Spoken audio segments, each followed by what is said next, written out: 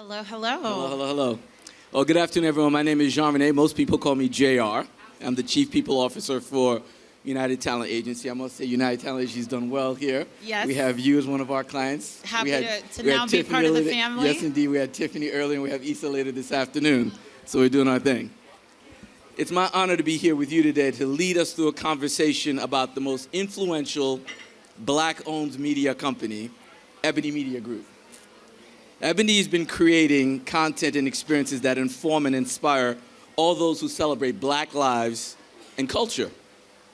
In its mission statement, the Ebony brand was created to chronicle, profile, and provide access to the people, places, events, and the communities and the moments that are moving Black forward and shining the light on the very best of our community. I think we can all say, without a doubt, that you all have been able to do that successfully and so much more. I mean, I can remember times when I was looking at the Ebony magazine's covers and getting inspiration about what I aspire to be like. So thank you for the work that's been done there. Yeah. In July of 2022, Eden was named the Chief Executive Officer of Ebony. And she can be credited with the revival of the iconic company through a bold and widely successful rebranding effort. Leading the company through a historical comeback, she's maintained Ebony's legacy and initial mission to be the authentic voice of the Black experience.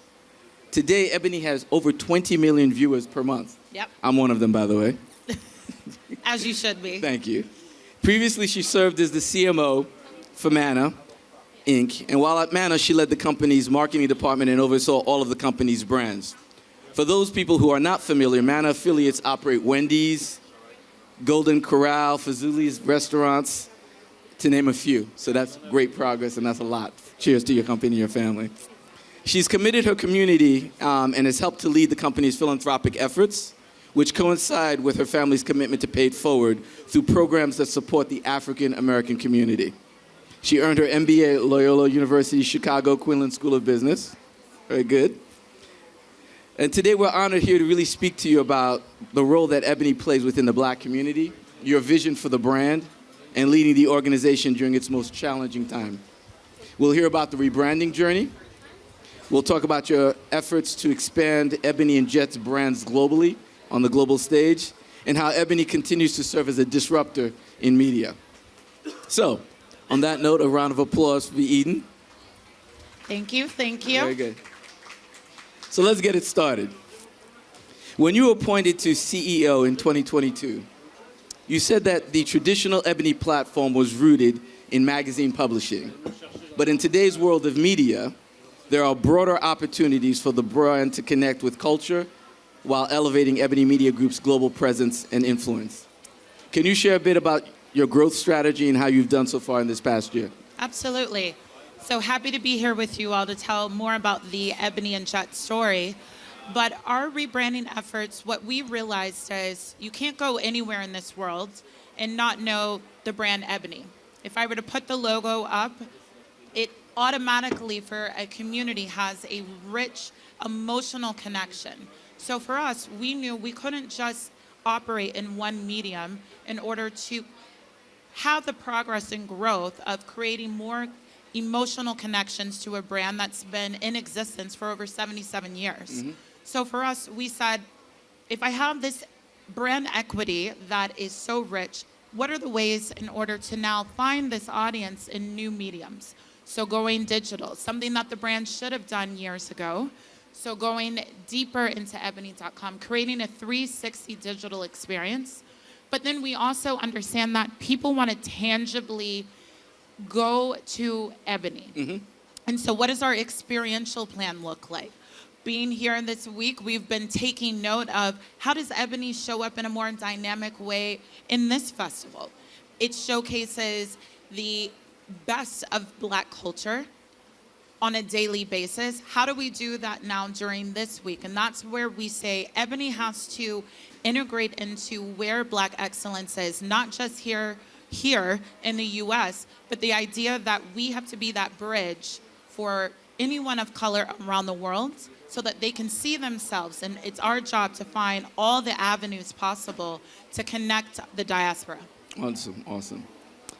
3 years ago, Ebony went bankrupt, and many feared that the publication would actually cease to exist. Nearly 3 years later, the brand is stronger than ever thanks to your leadership. Can you take us through some of the challenges that you faced when you took over as CEO and share perhaps what you're most proud of over the course of this last 3-year experience? Absolutely. I think the biggest thing I like to tell people is that my family actually owns the brand. So not only do I sit as CEO, but I also have a secondary responsibility of stewarding the brands as an owner. And so as an entrepreneur, the fact that I started out during the pandemic with amazing IP that I bought out of bankruptcy, all previous employees had been furloughed. So when we started day one, January 2021, we had absolutely nothing. Wow.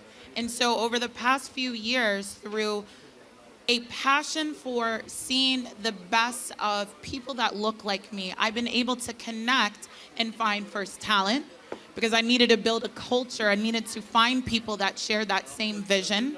And then we had to understand we're not a nonprofit. Right. We are a viable business. And so what are the ways in order for Ebony to not just be this brand, but to be a business leader?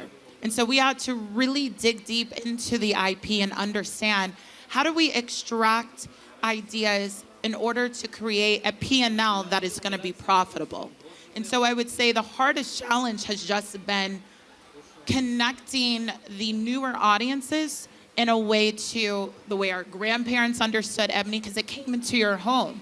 Now you have to find Ebony in all new ways. Mm-hmm. And so that is a real challenge because we are over-inundated with so many things at all times. How do we break through? But I'd say, although it's challenging, it's probably the greatest opportunity because I'm able to reimagine what Ebony is, reimagine what Jet is, because we started out at literally the bottom. Wow. So thank you very much for that journey in terms of shepherding and bringing on the new tier of people to sort of make this happen. When you see Ebony, what do you see its biggest challenges are right now? I think the biggest challenge for Ebony is how do you continue a legacy? How do you understand that there are roots that are so deep and that people have an idea already of what this brand is? Mm-hmm. But you also have a generation that has never interacted with the brand other than maybe they went to their grandparents' house and they saw an Ebony or a Jet on the coffee table, and that was their only interaction. So bridging that gap, I'd say from a generational age, is probably one of our biggest challenges because we want to maintain that legacy. Mm-hmm. But we understand the world of individuals growing up after my age, and I'm 36 years old, so I say I'm young, but I'm still not that young anymore, that how do I connect with who's behind me, but also who was in front of me in a way that they can see themselves. And so that, I would say right now, is our biggest challenge of holding the legacy while paving a new modern idea of what this brand has to be. Excellent. You know, Ebony represents a wide range of experiences within the Black community, both U.S. and internationally. So how do you plan to expand Ebony Media Group's footprint on the global stage? Well, we've already started. At January of this year, if you haven't seen, which I'm sure some of you all, Jonathan Majors, the February cover that we released with that, I'm seeing some women smile, so I know that y'all saw that one. But even before that, when we started out this year, we wanted to showcase where this brand is going globally. So we created an African hub in order to showcase stories and narratives that are happening on the continent of Africa.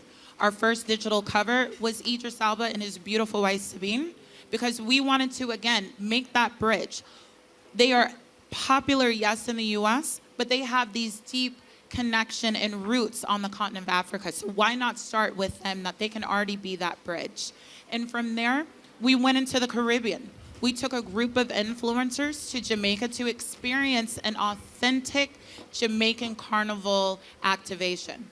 We were on the road, we wined, we ate jerk chicken. We did everything because Ebony is going to be where the people are and show this lifestyle of what it means to be Black in 2023 around the world. Good. And capturing it from different parts of the world is yes, absolutely. Incredibly important.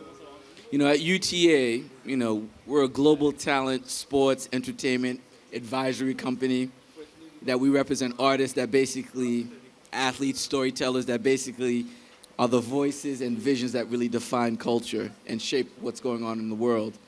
And entrepreneurship is at the core of our culture and our mission. That's what we espouse every day in terms of what we look for from our employees and obviously from our clients. Can you share a little bit about how Ebony engages and supports emerging Black entrepreneurs and talent overall? Well, we can't exist without entrepreneurs in the sense of we need individuals that look like us, wanting to engage with us first as vendors, being able to bring their talents as we're building this company. So if you're in data, if you're in analytics, as we grow in having a true full-fledged understanding of this demographic, what are the ways that we can engage with entrepreneurs that are leading in that industry? Another way is the creators. We don't exist. We have nothing to talk about if there's not more individuals saying, I'm going to pave a way and create my own avenue in the creative world, in fashion, in entertainment, in all of these. So Ebony is based on amplifying what the Black individual is doing on a day-to-day. And so for us, entrepreneurialism is just part of what we do. And so it's not a matter of carving out a special lane. It's the idea of just showcasing what we do day in and day out through this platform. So in essence, it's part of the DNA. It is absolutely part of the DNA. Awesome. The theme for today was and has been about disruption.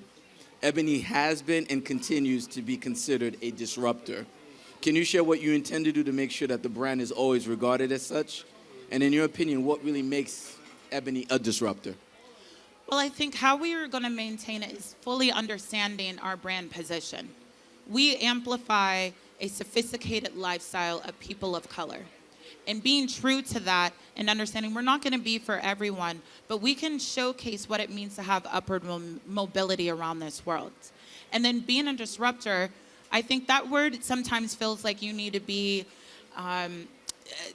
creating Tesla or Uber or something like that. But the fact that we decided to take a legacy brand that had been dormant and do it during a time of complete disruption in our world. What was going on in the world at that time? Well, during that time frame, we were all sheltering in place, not understanding if tomorrow we were going to get this invisible virus that we didn't know how to protect ourselves from. But also, when we first learned that Ebony and Jet had gone into bankruptcy, it was July of 2020. During that time frame, we were grappling with George Floyd. And I grew up in Louisville, Kentucky. So we were grappling with Breonna Taylor. And I had a firsthand account of what happens when you don't have the right voices and you don't have the right narrative to lead us forward. And you know what was missing during that time?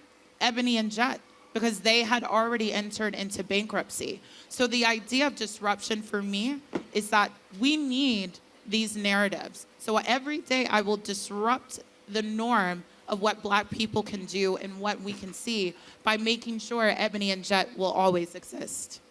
Awesome. Bravo. Thank you.